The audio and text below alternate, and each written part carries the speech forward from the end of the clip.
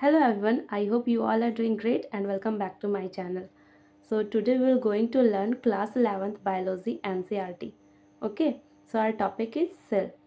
So आज हम chapter 8 जो कि हमारा चैप्टर है cell the unit of life, यही आज हम पढ़ने वाले हैं आज के क्लास में. ओके, सो इसे हम सेल बायोलॉजी भी कहते हैं, ठीक है, क्योंकि सेल के बारे में स्टडी करते हैं तो इसे हम सेल बायोलॉजी भी कहते हैं.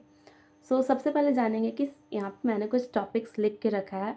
तो आपने अभी तक सेल के बारे में अपने पिछले क्लासेस में बहुत कुछ पढ़ा होगा, है ना.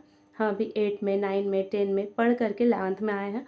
तो सेल के बारे में आप आई होप कि बहुत कुछ जान रहे होंगे, जैसे कि सेल का डिस्कवरी कब हुआ था, किन्होंने इसका डिस्कवरी किया था, पहला लिविंग सेल को किसने खोजा था, पहला डेड सेल को किसने खोजा था, है ना. और सेल के अंदर बहुत सारे ऑर्गेनल्स पाए जाते हैं. For example mitochondria, Golgi body, ER, endoplasmic reticulum, lysosome, vacuoles etcetera.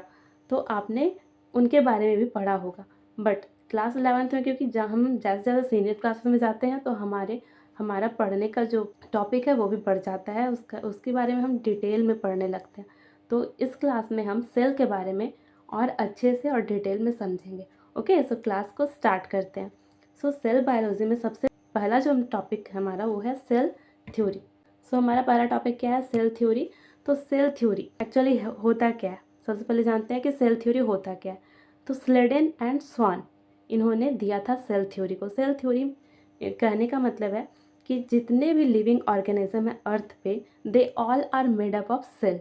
ये इन्होंने कहा था कि all living organism on the earth are made up of cell और द प्रोडक्ट ऑफ सेल. या तो सेल के प्रोडक्ट से या फिर सेल से मिलकर सारे लिविंग ऑर्गेनिज्म बने हैं जो भी धरती पे प्रेजेंट है. तो स्लेडन जो थे वो 1838 में ऐसा बताए थे और स्वान जो थे वो 1839 में. तो इन दोनों ने जो थ्योरी दिया है सेल के बारे में, इसी को सेल थ्योरी कहा जाता है. ओके, और इनके सेल थ्योरी को मॉडिफाई किया गया रोडोल्फ वर्चॉ के द्वारा. ओके, रोडोल्फ वर्चॉ के द्वारा इन 1855 में. और उन्होंने बताया ओमनिस सेलुला ई सेलुला. क्या बताया, ओमनिस सेलुला ई सेलुला. इसका मतलब होता है all living organisms are made up of pre existing cell. Okay, ओमनिस सेलुला ई सेलुला का अर्थ होता है cell are made up of pre existing cell. मतलब जितने भी सेल हैं वो किस चीज़ से बने हुए, जो सेल पहले से प्रेजेंट थे उन्हीं से दूसरे सेल्स का फॉर्मेशन हुआ है. ठीक है, प्री एग्जिस्टिंग सेल से ही नए सेल बने हैं. ऐसा नहीं है कि कोई कहीं और से टपक गया है. जो पहले से सेल प्रेजेंट है उन्हीं से न्यू सेल्स का फॉर्मेशन हुआ है. ये बताया था रोडोल्फ वर्चॉ ने. Okay, now moving to our next slide. The cell the unit of life. As we know cell is our smallest structural and functional unit of life. Cell से ही मिलकर हमारा पूरा का पूरा बॉडी बना है. ऑर्गेनिज्म कैन बी यूनिसेलुलर और मल्टीसेलुलर. तो जितने भी ऑर्गेनिज्म है अर्थ पे वो या तो यूनिसेलुलर है या तो फिर मल्टीसेलुलर. यूनिसेलुलर बहुत कम आते हैं. फॉर एग्जांपल अमीबा पैरामीशियम, मतलब इनका बॉडी एक सेल से ही मिलकर बना है. मल्टीसेलुलर के एग्जांपल बाकी सारे आ गए मल्टीसेलुलर में. हमारा बॉडी भी क्या है, ट्रिलियंस ऑफ सेल से मिलकर बना है, मतलब मल्टीसेलुलर है हम. ओके, नेक्स्ट आते हैं डिस्कवरी पे. तो पहला जो डेड सेल का डिस्कवरी हुआ था वो इनके द्वारा. ये जो आपको फोटो में दिख रहा है, फर्स्ट डेड सेल का डिस्कवरी इन्होंने किया था. आपको याद भी होगा, आपने जूनियर क्लासेस में भी पढ़ा है. डेड सेल का डिस्कवरी किसने किया था, तो रॉबर्ट हुक ने किया था 1665 में. कब किया था इन्होंने, तो 1665 में किया था. बार्क ऑफ ट्री के बार्क पे, कॉर्क याद है आपको, हनी कॉम्ब के जैसा उनका छत्ता होता है ना मधुमक्खी का, वैसा ही स्ट्रक्चर इनको देखने को मिला था. और ये सेल्फ मेड माइक्रोस्कोप से इन्होंने उसे एग्जामिन किया था. ओके, नेक्स्ट हम जानते हैं, जैसे कि हमको पता है सेल है हमारा. सेल के अंदर क्या होता है, बीच में न्यूक्लियस होता है. तो न्यूक्लियस जो होता है उसका डिस्कवरी किसने किया था, तो वो किए थे रॉबर्ट ब्राउन. ये जो दिख रहा है आपको इमेज में, ये है रॉबर्ट ब्राउन. तो इन्होंने न्यूक्लियस का डिस्कवरी किया था. कब किया था, 1831 में. फिर आता है हमारा फर्स्ट लिविंग सेल का डिस्कवरी किसने किया था. तो ये जो आपको यहाँ इमेज में दिख रहा है ये है लिवेन हुक. ठीक है, लिवेन हुक, इन्होंने ही पहला लिविंग सेल का डिस्कवरी किया था, खोजा था. Okay, now moving to our next slide. तो अब हम जानते हैं सेल के बारे में थोड़ा और कुछ इन डिटेल. देखो, सबसे लार्जेस्ट सेल, ये भी शायद आपको पता होगा, लार्जेस्ट सेल जो होता है वो एग ऑफ ऑस्ट्रिच का एग जो होता है वो सबसे लार्जेस्ट सेल है पूरे दुनिया में. सेकंड लॉन्गेस्ट सेल का बात करें तो वो हमारे बॉडी में है, जो कि हमारा न्यूरॉन सेल है। ये आपको देखिए यहाँ पे ऑस्ट्रिच का डायग्राम भी मैंने लगा दी ताकि आपको इजीली समझ में आ जाए। ऑस्ट्रिच का एक दिख रहा है आपको, और लॉन्गेस्ट सेल है न्यूरॉन। ये जो आपको दिख रहा है हमारा न्यूरॉन, नर्व सेल जो होता है वो। और सबसे स्मॉलेस्ट सेल जो होता है, आई थिंक 0.2 माइक्रोमीटर होता है, 0.2 माइक्रोमीटर इसका साइज होता है, वो होता है PPLO, ठीक है, दैट इज़ माइकोप्लाज्मा। इन सब के बारे में आपके बुक में NCERT में डिटेल में दिया हुआ है। यहाँ पे मैं एक क्विक समरी के जैसा आपको समझा रही हूँ, फिर मैं आगे और भी वीडियोस लाऊंगी जिसमें आपको अच्छे से डिटेल में समझाऊंगी, और NCERT का एक भी पॉइंट मिस नहीं होगा। जितने भी इंपॉर्टेंट चीज़ें सब कुछ मैं अच्छे से क्लियर करूँगी। ओके, सो लास्ट तक वीडियो को देखिए, आपके सारे डाउट क्लियर होंगे। Okay, now moving to our next slide. Okay, so there are two types of cell.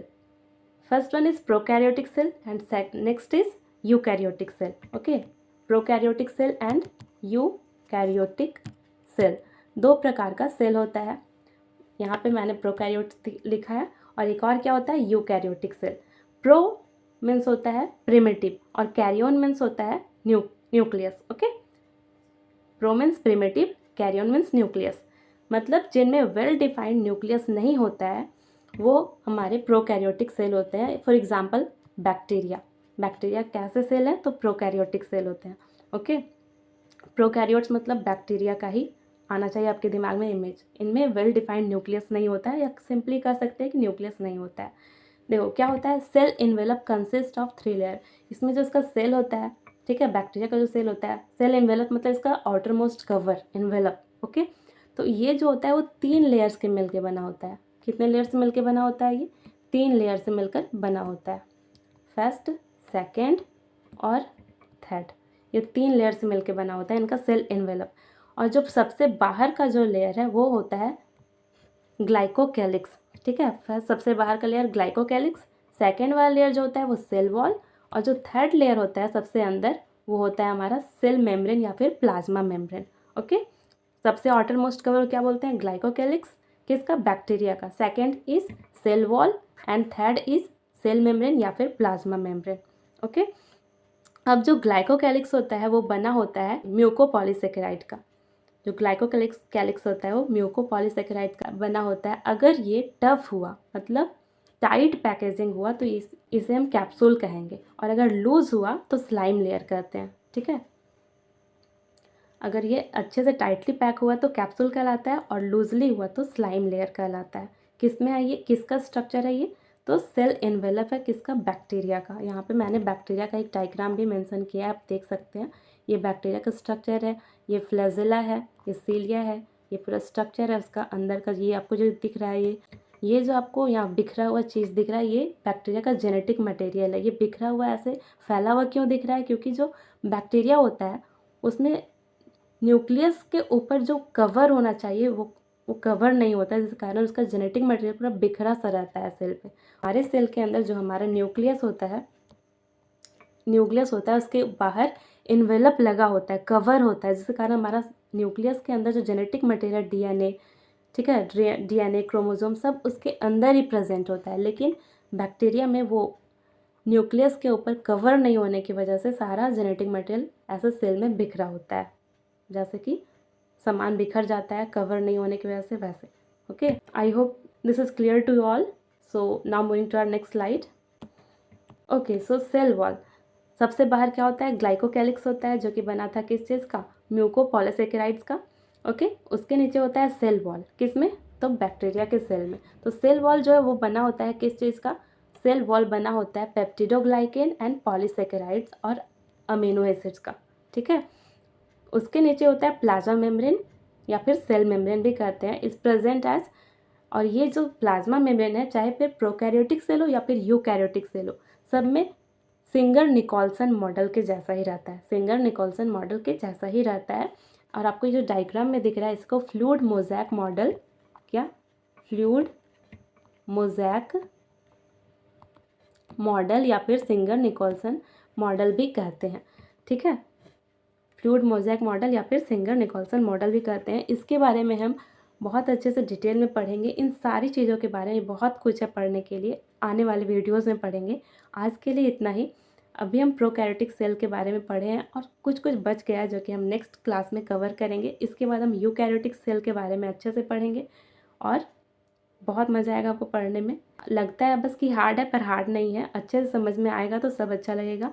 सो इसी के साथ आज का वीडियो यहीं पे एंड करते हैं और नेक्स्ट वीडियो में हम और भी डिटेल में पढ़ेंगे चैप्टर को। सो बने रहिएगा। सो मिलती हूँ आपसे नेक्स्ट क्लास में।